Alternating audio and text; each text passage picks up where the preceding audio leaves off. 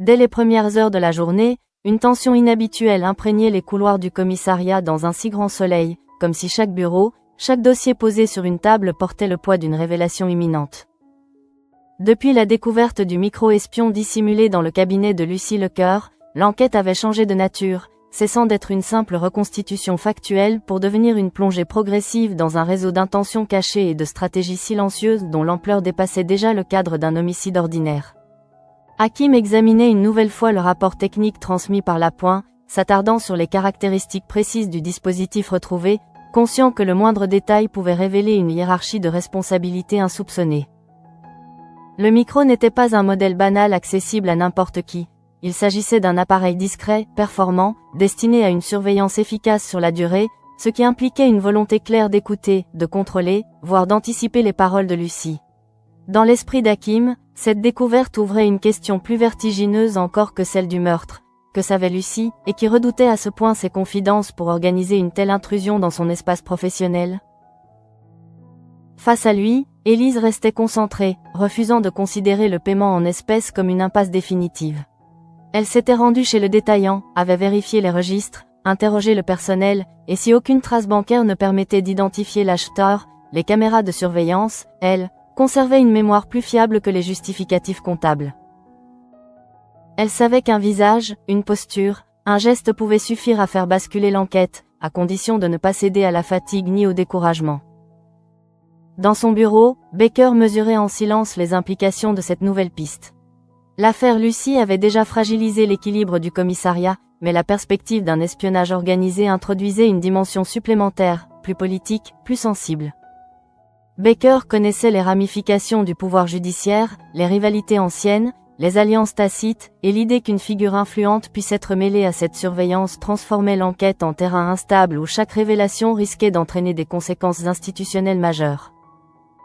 Pendant que l'investigation progressait, une autre tension, plus intime mais tout aussi préoccupante, se développait à l'hôpital. Clémence se préparait à une intervention malgré un mal de dos persistant qui l'épuisait depuis plusieurs jours.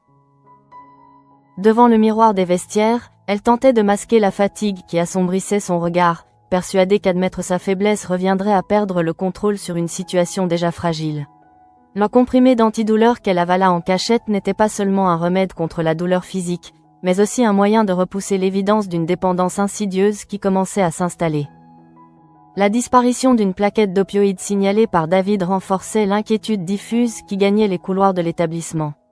Alain, alerté par l'incident, comprenait que ce type d'anomalie ne pouvait être ignoré, car derrière un simple vol de médicaments pouvait se cacher une fragilité personnelle ou un danger plus grave encore. Tandis que Clémence se persuadait qu'elle maîtrisait sa consommation, la coïncidence des événements créait un malaise latent, prêt à éclater au moindre faux pas. Au commissariat, la réception des images de vidéosurveillance marqua un tournant. Hakim et Élise étudièrent attentivement chaque séquence jusqu'à identifier un homme dont l'attitude nerveuse contrastait avec la banalité apparente de l'achat. Le visage correspondait à Simon Nabelli, déjà connu pour escroquerie, un profil susceptible de servir d'intermédiaire sans nécessairement comprendre l'ampleur de l'opération dans laquelle il s'inscrivait.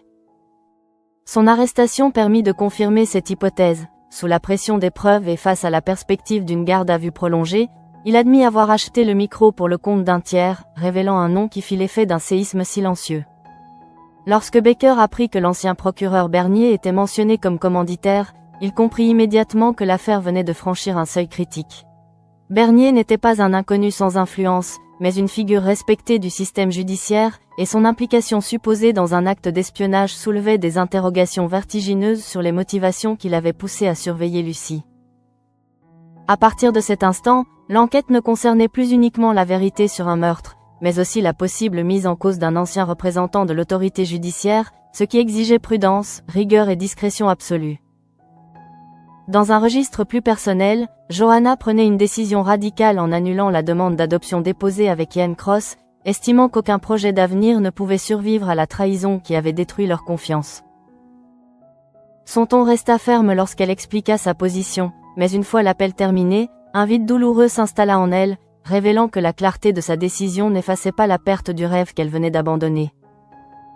À l'extérieur de l'immeuble, Ian demeurait dans sa voiture, observant les fenêtres éclairées avec l'espoir irrationnel que sa simple présence suffirait à maintenir un lien fragile. Il oscillait entre le désir de frapper à la porte pour s'expliquer et la conscience aiguë que ses paroles ne pourraient peut-être jamais réparer la fracture. Finalement, incapable d'affronter le regard de Johanna, il choisit de repartir, laissant derrière lui une relation suspendue entre renoncement et obsession. Lorsque la nuit enveloppa Montpellier, les différentes lignes narratives de la journée convergèrent vers une certitude commune.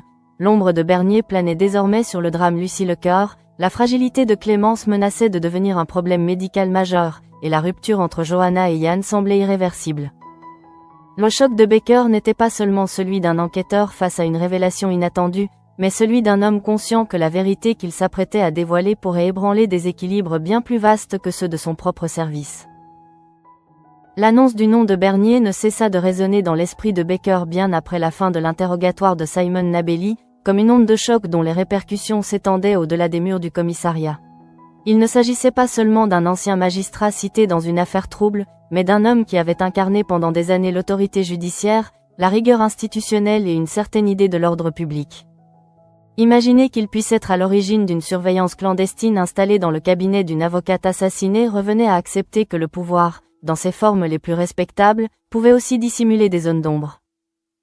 Baker convoqua Hakim et Élise dans son bureau, conscient que la moindre imprudence pourrait provoquer un séisme médiatique ou judiciaire. Il leur rappela que cette piste devait être traitée avec une extrême discrétion, car mettre en cause un ex-procureur exigeait des preuves irréfutables et une méthodologie irréprochable. Le moindre vice de procédure risquait d'anéantir des semaines d'investigation et de retourner l'opinion contre eux. Hakim comprit que l'enquête entrait dans une phase plus délicate, où la détermination devait s'accompagner d'une prudence stratégique. Pendant que le commissariat se refermait sur ses propres inquiétudes, Simon Nabelli demeurait en salle d'interrogatoire, confronté aux conséquences de ses aveux. Il tenta de minimiser son rôle, expliquant qu'il n'avait fait que rendre un service rémunéré sans connaître la finalité exacte du dispositif. Pourtant, dans ses hésitations et ses silences, Élise percevait la peur d'un homme qui réalisait soudain que l'affaire dépassait largement le cadre d'une simple transaction douteuse. Elle insista sur les détails logistiques, cherchant à déterminer si Bernier avait agi seul ou si d'autres intermédiaires restaient dans l'ombre, car une telle opération impliquait rarement un seul acteur. Dans le même temps, la situation de Clémence prenait une dimension plus préoccupante. Malgré la douleur atténuée par les antidouleurs, elle ressentait une fatigue diffuse qui altérait sa concentration, même si elle s'efforçait de ne rien laisser paraître devant ses collègues. Lors de l'opération, ses gestes restèrent précis, mais une tension inhabituelle rigidifiait ses mouvements, comme si chaque décision demandait un effort supplémentaire. Elle savait que son corps lui envoyait des signaux d'alerte, mais elle refusait de ralentir, persuadée que l'exigence professionnelle primait sur toute considération personnelle. L'ombre de la plaquette disparue flottait néanmoins autour d'elle, renforçant un sentiment de culpabilité qu'elle tentait de rationaliser. À l'extérieur, la vie poursuivait son cours avec une apparente normalité. Johanna avait accepté de prendre un verre avec Sabine afin d'échapper, ne serait-ce qu'un instant, au poids des décisions qu'elle venait de prendre. Elle s'efforçait de maintenir une conversation légère, mais chaque phrase trahissait une fatigue émotionnelle profonde. Annuler la demande d'adoption ne signifiait pas seulement renoncer à un projet commun, mais accepter que l'homme qu'elle aimait ne correspondait plus à l'image qu'elle s'était construite de lui. Sabine tenta de la rassurer, soulignant que la clarté d'un choix difficile était parfois le premier pas vers une reconstruction plus saine. Non loin de là, Yann observait encore de loin, prisonnier d'une hésitation permanente. Il savait que sa présence pouvait être interprétée comme une intrusion, voire comme une menace, mais il se persuadait qu'il avait besoin de comprendre jusqu'où Johanna était prête à aller pour l'effacer de sa vie. Son immobilité dans la voiture n'était pas un simple geste d'attente, mais la manifestation d'un homme incapable de se résoudre à la perte, oscillant entre le désir de réparer et la peur d'être définitivement rejeté. Au commissariat, la perspective d'une confrontation avec Bernier se dessinait progressivement. Baker envisageait les options juridiques possibles, sachant que convoquer un ancien procureur nécessitait un cadre solide et une justification claire. L'hypothèse selon laquelle Lucie détenait une information compromettante sur Bernier devenait plausible, et cette éventualité modifiait la lecture même du meurtre. Si le micro avait été installé pour surveiller ces échanges professionnels, cela signifiait que certaines conversations pouvaient représenter une menace pour celui qui les écoutait. Hakim, en quittant le bureau de Baker, ressentit un mélange d'excitation et d'appréhension. L'enquête franchissait un seuil décisif, mais chaque pas vers la vérité risquait de les exposer à des pressions extérieures. Élise partageait ce sentiment, tout en conservant une détermination intacte. Elle savait que le choc de Baker ne devait pas les ralentir, mais au contraire les pousser à consolider chaque élément du dossier, afin que la vérité ne puisse être contestée. À l'hôpital, Alain observait Clémence avec une attention accrue, percevant une fragilité qu'elle cherchait à dissimuler. Il hésitait à intervenir frontalement, conscient que toute accusation pourrait être vécue comme une remise en cause professionnelle. Pourtant, l'idée qu'une dépendance puisse s'installer dans l'ombre d'un service aussi exigeant l'inquiétait profondément. Les lignes parallèles de l'enquête policière et du drame médical semblaient ainsi converger vers un même constat. Derrière les façades de compétence et d'autorité, des fissures apparaissaient, prêtes à s'élargir au moindre choc supplémentaire. La soirée s'acheva sur un équilibre fragile. Baker, resté tard au commissariat, relisait les éléments accumulés, mesurant la responsabilité qui pesait sur ses épaules. Johanna rentra chez elle avec la certitude d'avoir tourné une page, même si la douleur persistait. Clémence, seule dans son appartement, contempla les comprimés restants avec un mélange de soulagement et d'angoisse. Quant à Yann, il repartit une fois encore sans avoir osé affronter la vérité en face. Dans l'obscurité de Montpellier, une évidence s'imposait. L'affaire Lucie ne révélait pas seulement un crime, mais un enchevêtrement de secrets et de failles humaines dont les conséquences allaient bientôt dépasser le cadre strict de l'enquête. L'ombre de Bernier, désormais identifiée, projetait sur chacun une inquiétude nouvelle, et Baker savait que le plus difficile restait à venir. La nuit n'apporta aucun apaisement véritable à ceux que la journée avait ébranlés, car lorsque les lumières du commissariat s'éteignirent progressivement, les questions soulevées par le nom de Bernier continuaient de circuler avec une intensité presque oppressante dans l'esprit de Baker. Il demeura longtemps assis face à son bureau, les mains jointes, le regard perdu dans le vide, tentant de reconstituer mentalement les années où l'ancien procureur avait exercé son influence sur Montpellier. Il se souvenait d'un homme sûr de lui, méthodique, parfois intransigeant, mais jamais suspect aux yeux de l'institution. Imaginer que ce même homme ait pu orchestrer une surveillance clandestine contre Lucie Lecoeur revenait à admettre qu'une part de la justice avait peut-être dévié dans l'ombre, et cette idée fissurait ses certitudes les plus profondes. Le lendemain matin, l'équipe reprit le travail avec une prudence accrue, consciente que l'affaire venait de franchir un seuil symbolique. Hakim relisait les échanges téléphoniques de Simon Nabelli, cherchant une trace indirecte, un numéro dissimulé ou un contact récurrent qui pourrait confirmer le lien avec Bernier sans dépendre uniquement des aveux. Élise, de son côté, approfondissait la chronologie des événements précédant la mort de Lucie, s'interrogeant sur les dossiers que l'avocate traitait dans les semaines précédentes, car la présence d'un micro suggérait qu'elle détenait une information sensible. L'hypothèse que Bernier ait cherché à anticiper une révélation compromettante prenait de l'ampleur, même si aucune preuve directe ne permettait encore de formuler une accusation formelle. Baker, en homme d'expérience, savait que convoquer un ancien procureur ne pouvait se faire à la légère. Il consulta discrètement le parquet, pesant chaque mot, évitant toute formulation prématurée qui pourrait être interprétée comme une mise en cause publique. Il ne s'agissait pas seulement de vérité, mais de responsabilité institutionnelle, car une erreur dans cette phase risquait de décrédibiliser l'ensemble du service.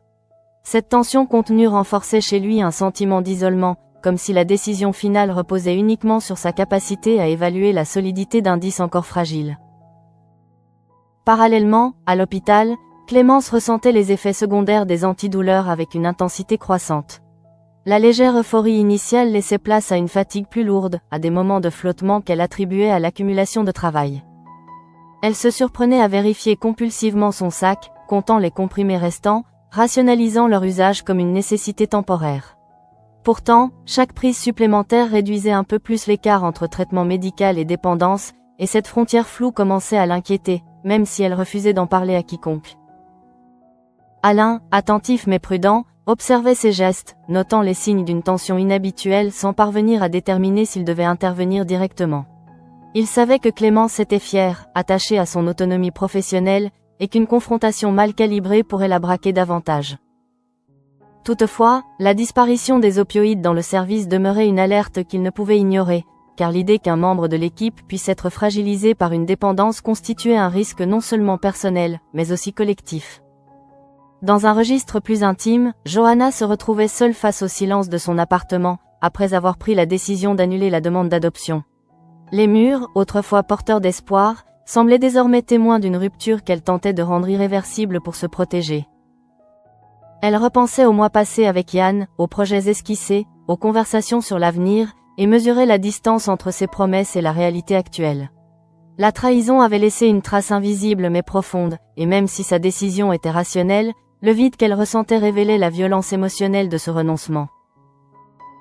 Non loin de là, Ian Cross oscillait entre remords et déni, incapable d'accepter que son erreur puisse avoir des conséquences définitives.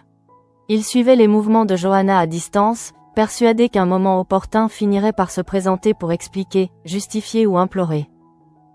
Pourtant, chaque tentative intérieure se heurtait à la conscience de sa propre responsabilité, et cette paralysie renforçait son isolement. Au commissariat, les investigations se précisaient autour des activités récentes de Bernier. Hakim découvrit qu'il avait maintenu des contacts réguliers avec certains acteurs du milieu judiciaire, ce qui compliquait la lecture d'un éventuel mobile.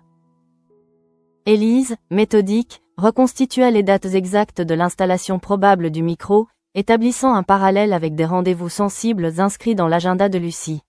Cette corrélation renforçait l'idée que l'écoute clandestine visait des échanges précis, peut-être liés à un dossier explosif. Baker comprenait que l'étau se resserrait progressivement, mais il savait aussi qu'aucune précipitation ne serait tolérée dans un dossier impliquant un ancien procureur. Il ressentait le poids d'une responsabilité morale plus vaste que celle d'un simple enquêteur, car il s'agissait de préserver la crédibilité d'une institution tout en révélant la vérité. Cette dualité, entre loyauté institutionnelle et exigence de justice, constituait pour lui un dilemme silencieux qu'il devait affronter seul. La journée s'acheva sans éclat spectaculaire, mais avec une accumulation de tensions prête à se transformer en confrontation directe. Clémence poursuivait son combat intérieur contre la douleur et le déni, Johanna consolidait sa décision en érigeant une distance protectrice, et Yann demeurait suspendu entre espoir et désespoir. Au-dessus de tous, l'ombre de Bernier continuait de s'étendre, non plus comme une simple hypothèse, mais comme une présence menaçante dont les ramifications restaient à découvrir. Ainsi, l'affaire Lucie Lecœur entrait dans une phase où chaque vérité révélée risquait d'en dévoiler une autre, plus dérangeante encore, et Baker savait que le moment viendrait bientôt où il devrait confronter Bernier, acceptant les conséquences que cette décision entraînerait inévitablement. Le moment que Baker redoutait finit par s'imposer avec une évidence froide, il ne pouvait plus différer la confrontation avec Bernier sans risquer de compromettre la cohérence de l'enquête. Chaque nouvel élément consolidait l'hypothèse d'une surveillance organisée, et même si les preuves matérielles restaient indirectes, l'aveu de Simon Nabelli constituait une pièce trop lourde pour être ignorée. Baker convoqua Bernier avec toute la prudence requise, veillant à ce que la procédure respecte scrupuleusement les règles, car il savait que l'ancien procureur n'hésiterait pas à exploiter la moindre faille. Lorsque Bernier entra dans le bureau, son attitude demeurait maîtrisée, presque détachée, comme s'il considérait cette convocation comme une formalité dénuée de gravité. Son regard parcourut la pièce avec un calme étudié, et il salua Baker avec une politesse distante qui traduisait davantage une conscience de son statut passé qu'une réelle inquiétude. Baker, quant à lui, observait chaque inflexion de voix, chaque micro-expression, conscient que face à un homme rompu aux interrogatoires, la vérité ne surgirait pas d'une simple pression psychologique. La discussion débuta sur un ton mesuré, Baker exposant les faits sans accusation frontale, rappelant l'existence du micro retrouvé dans le cabinet de Lucie Lecœur et l'identification de l'intermédiaire. Bernier ne nia pas immédiatement, mais adopta une posture défensive subtile, évoquant la nécessité, dans certaines circonstances, de se protéger contre des accusations infondées.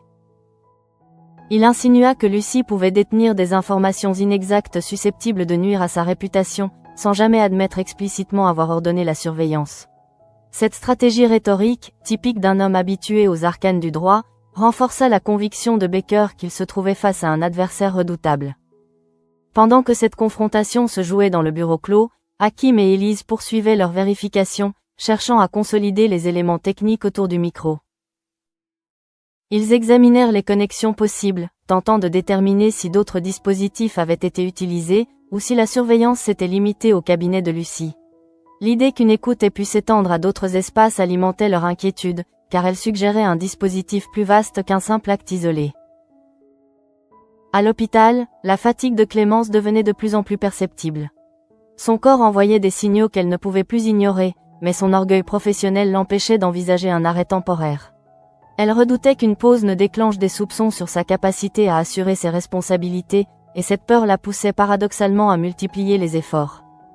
Chaque prise d'antidouleur lui procurait un soulagement momentané, mais accentuait la dépendance psychologique qui s'installait, comme un cercle vicieux dont elle ne mesurait pas encore pleinement les conséquences.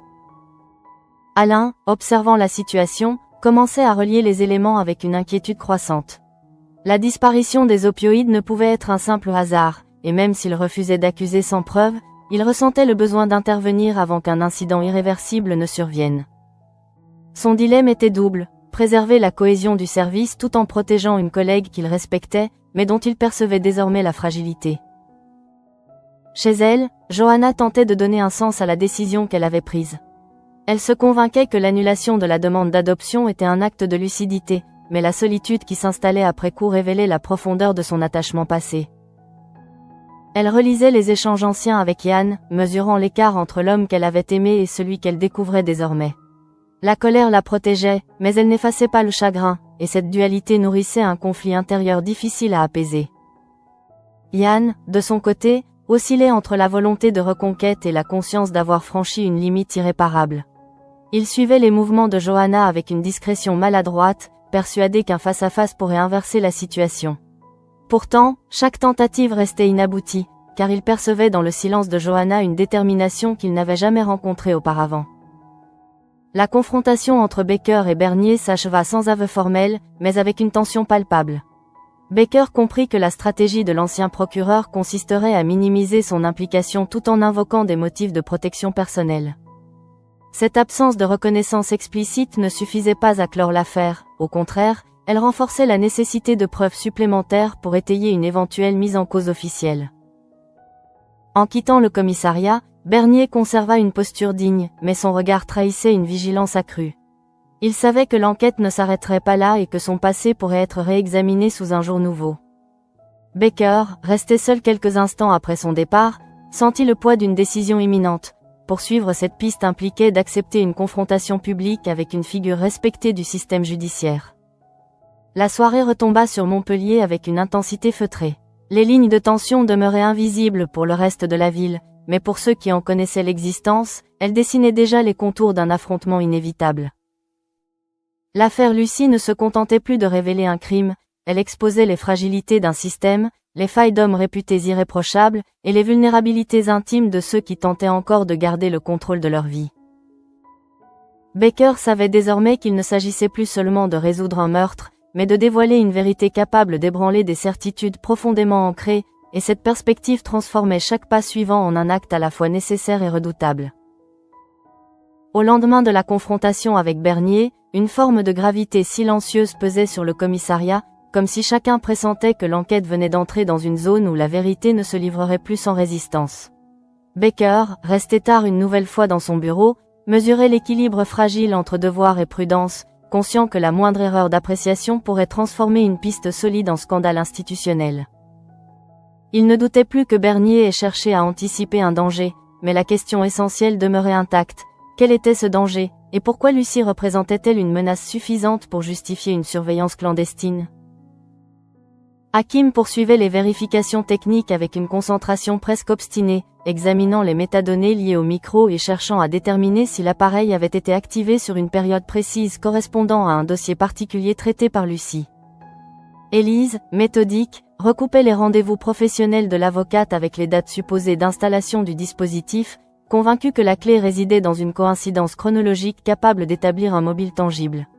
Leur complémentarité renforçait l'efficacité de l'enquête, mais tous deux savaient que s'approcher d'une figure comme Bernier exigeait une solidité irréprochable.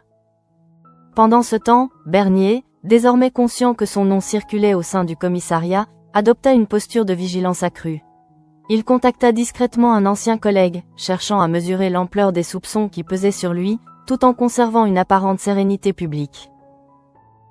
Son assurance reposait sur une conviction intime. Tant qu'aucune preuve formelle ne le reliait directement à l'utilisation du micro, il pouvait maintenir une ligne de défense fondée sur la présomption d'innocence.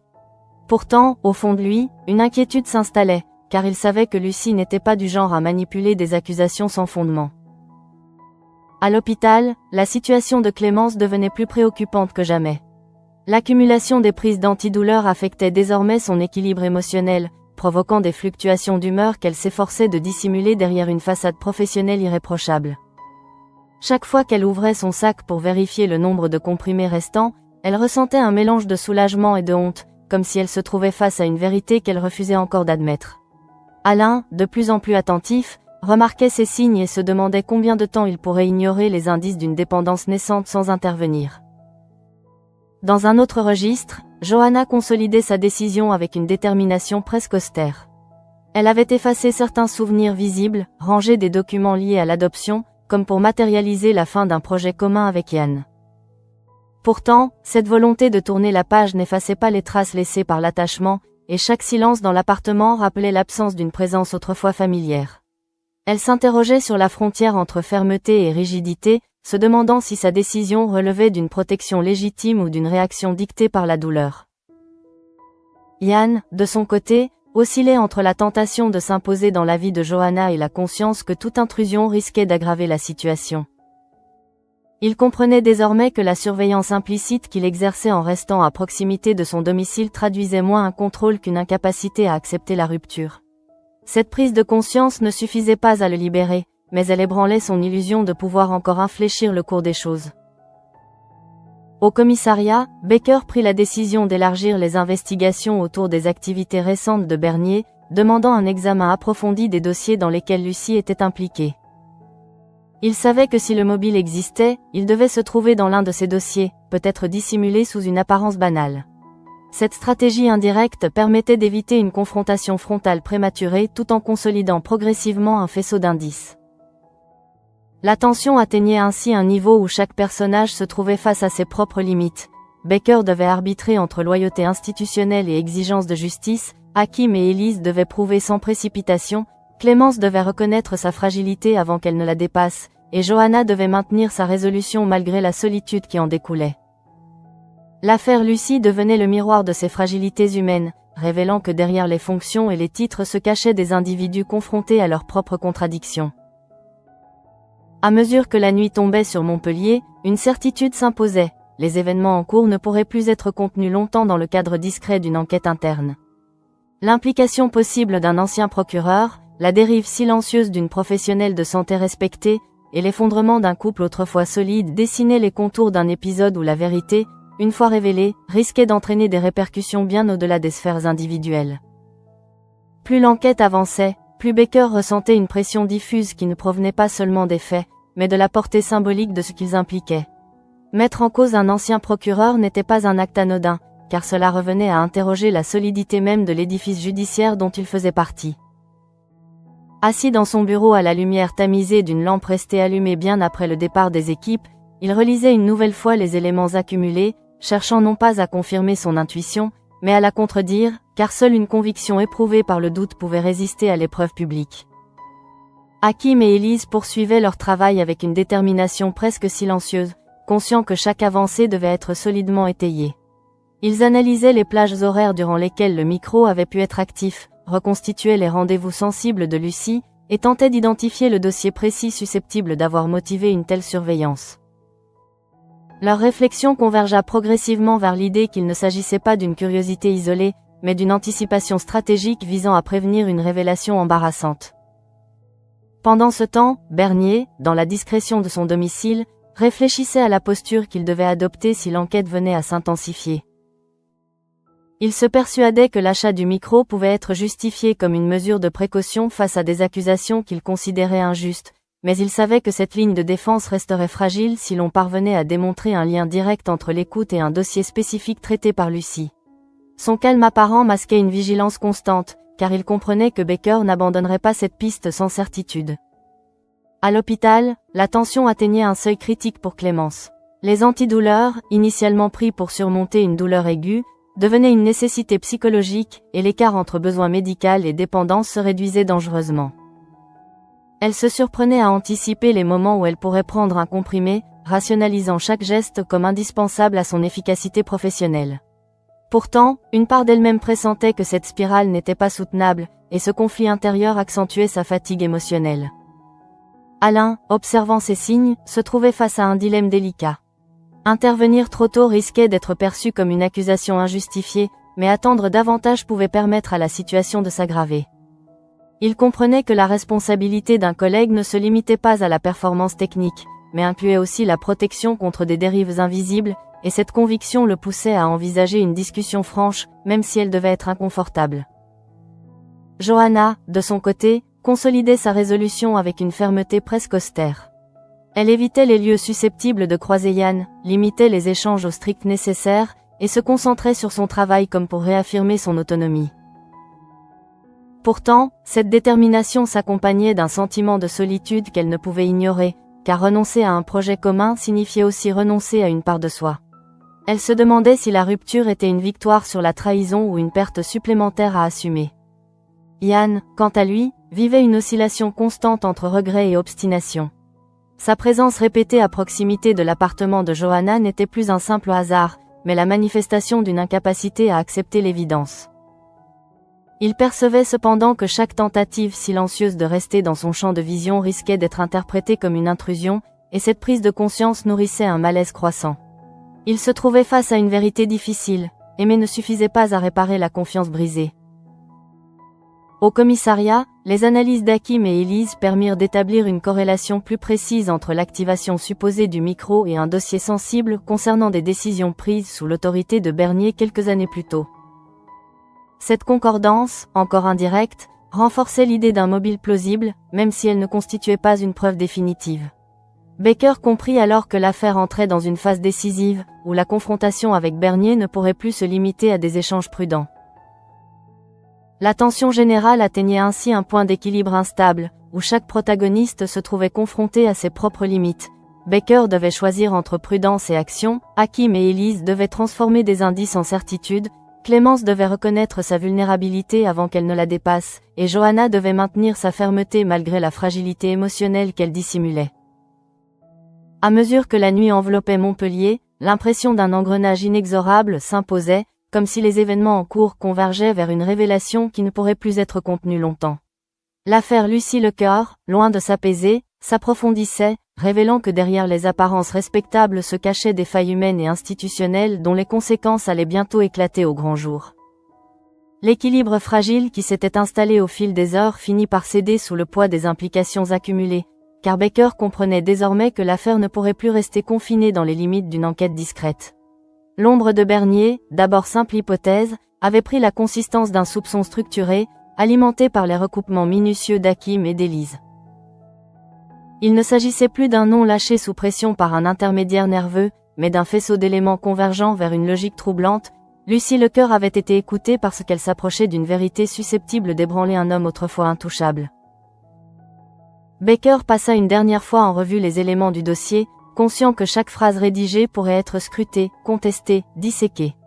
Il savait que l'institution qu'il servait serait tentée de se protéger elle-même avant de protéger la vérité, et cette perspective le plaçait face à un dilemme moral qu'il ne pouvait partager avec personne. En décidant de poursuivre la piste Bernier, il acceptait implicitement le risque d'une confrontation publique qui dépasserait le cadre strict du meurtre de Lucie, car révéler un acte d'espionnage organisé par un ancien procureur revenait à fissurer la façade d'intégrité du système judiciaire. De son côté, Bernier, retranché dans une posture de dignité distante, mesurait que le temps jouait désormais contre lui. Il savait que Baker n'était pas homme à abandonner une piste sans certitude, et que chaque jour supplémentaire permettrait à l'enquête de gagner en cohérence. Son assurance reposait sur l'absence de preuves directes liant son intention à l'usage concret du micro, mais cette ligne de défense devenait de plus en plus fragile à mesure que les recoupements s'affinaient. Il comprenait que la véritable menace ne résidait pas dans l'aveu de Simon Nabelli, mais dans la possibilité que l'on établisse un mobile indiscutable. À l'hôpital, la situation de Clémence atteignait un point critique, non pas par un incident spectaculaire, mais par l'accumulation silencieuse de décisions répétées. Chaque comprimé avalé renforçait une dépendance qu'elle s'efforçait encore de qualifier de temporaire, alors même que son corps envoyait des signaux d'alerte plus insistants. Son regard, parfois absent, trahissait une fatigue qu'elle ne parvenait plus à masquer entièrement, et Alain, témoin discret de cette dérive, comprenait qu'un simple avertissement ne suffirait bientôt plus. La fragilité de Clémence, encore invisible aux yeux de beaucoup, devenait une menace latente dont les conséquences pouvaient dépasser le cadre individuel. Johanna, quant à elle, avançait dans une solitude choisie, convaincue que rompre avec Yann était le seul moyen de préserver sa dignité.